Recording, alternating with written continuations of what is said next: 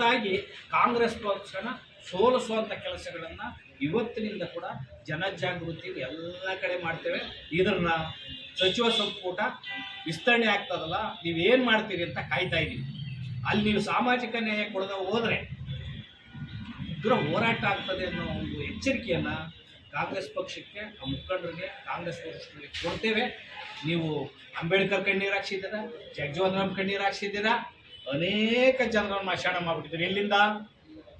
N ರಾಜಯ್ಯನವರು, ಬಸವಲಿಂಗಪ್ಪನವರು, Mallikarjuna Kharge, K H Ranganath, T N Narasimhamurthy, I B. D. Salappa, ಇವತ್ತಿರ್ತಕ್ಕಂಥ ಕೆ ಎಚ್ ರಂಗನಾಥ್, ತಿಮ್ಮಾಪುರು, ಪರಮೇಶ್ವರು, ಇವರೆಲ್ಲರನ್ನೂ ಕೂಡ ಕಣ್ಣೀರು ಹಾಕ್ಸಿದ್ರಿ. ಮುಖ್ಯಮಂತ್ರಿಯನ್ನು ಮಾಡಲಿಲ್ಲ, ಸಚಿವ ಸ್ಥಾನಗಳು ಸರಿಯಾಗಿ ಕೊಡಲಿಲ್ಲ. ಆದ್ದರಿಂದ ಮಾದಿಗ ಸಮಾಜನ ಗಂಭೀರವಾಗಿ ನಡೆಸ್ಕೊಳ್ಳಿ.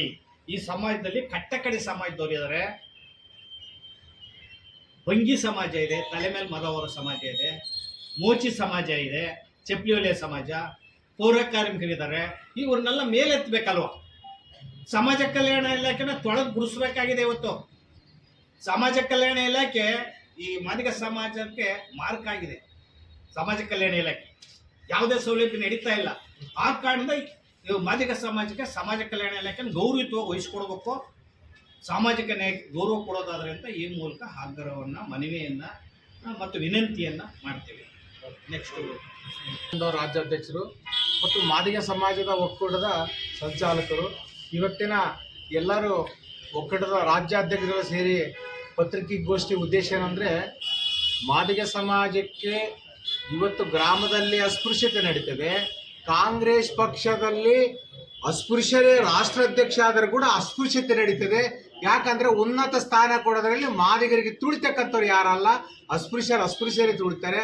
ಆ ಕಾರಣಕ್ಕಾಗಿ ನಮ್ಮ ಸಮಾಜ ಭಾಳ ಮನದಾಗಿಟ್ಕೊಂಡು ನಿಮ್ಮ ಕಾಂಗ್ರೆಸ್ದ ಒಂದು ಆಟಗಳನ್ನು ನೋಡ್ತಾ ಬಂದಿದೆ. ಇದು ಉಳಿಗಾಲ ಇಲ್ಲ. ಯಾಕಂದರೆ ಭಾರತ ದೇಶದಲ್ಲಿ ನಾವು ನೋಡಿದಪ್ಪ ಅಂದರೆ ಒಂದೊಂದು ಕಡೆ ಕಾಂಗ್ರೆಸ್ ಸರ್ವನಾಶ ಆಗ್ತದೆ. ಇಲ್ಲಿ ಮಾದಿಗರಿಗೆ ನೀವು ಏನು ಸಚಿವ ಸಂಪುಟದಲ್ಲಿ 3 ಸ್ಥಾನಗಳನ್ನು ಮಾದಿಗರಿಗೆ ಕೊಡಬೇಕು, ಅದು ಉಪಮುಖ್ಯಮಂತ್ರಿ ಮತ್ತು ಸಮಾಜ ಕಲ್ಯಾಣ ಮತ್ತು ಇನ್ನಿತರ ಸ್ಥಾನಗಳು ಮಾದಿಗರಿಗೆ 3 ಸಂಪುಟ ಸಭೆ ಕೊಡಬೇಕು.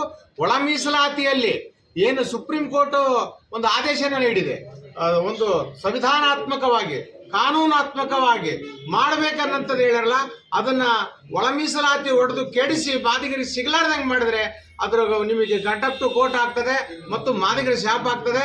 ಇದು ಸರಿಯಲ್ಲ. ಯಾಕಂದ್ರೆ ನಮಗೆ ಎಲ್ಲೋ ದೌರ್ಜನ್ಯ ಆದ್ರೆ ಇವತ್ತು ಅಸ್ಸಾಂನಲ್ಲಿ ನಮಗೆ ನ್ಯಾಯ ಕೊಡ್ತಕ್ಕಂಥ ಕೆಲಸ ಆಗಬೇಕು. ಅಸ್ಸಾಂನಲ್ಲೇ ಇವತ್ತು ನಮಗೆ ಈ ರೀತಿ ದೌರ್ಜನ್ಯ ನಡೆದಪ್ಪ ಅಂದ್ರೆ ಮುಂದಿನ ದಿನದಲ್ಲಿ ಬಾಬಾ ಸಾಹೇಬ್ ಅಂಬೇಡ್ಕರ್ ಕೊಟ್ಟಿರ್ತಕ್ಕಂಥ ಬ್ರಹ್ಮಾಸ್ತ್ರ ಆ ಓಟಿನಿಂದ ನಿಮ್ಮನ್ನ ಓಡಿಸ್ತೀವಿ ಅನ್ನೋ ಮಾತನ್ನ ಈ ಒಂದು ಪತ್ರಿಕಾಗೋಷ್ಠಿಯ ಮುಖಾಂತರ ಕಾಂಗ್ರೆಸ್ ಪಕ್ಷದ ನೂತನ ಮುಖ್ಯಮಂತ್ರಿಗಳಿಗೆ ಮತ್ತು ರಾಷ್ಟ್ರಾಧ್ಯಕ್ಷರಿಗೆ, ರಾಜ್ಯಾಧ್ಯಕ್ಷರಿಗೆ ಎಲ್ಲರಿಗೆ ನಾನು ಪಕ್ಷಕ್ಕೆ ಆಗ್ರಹಿಸ್ತೇನೆ.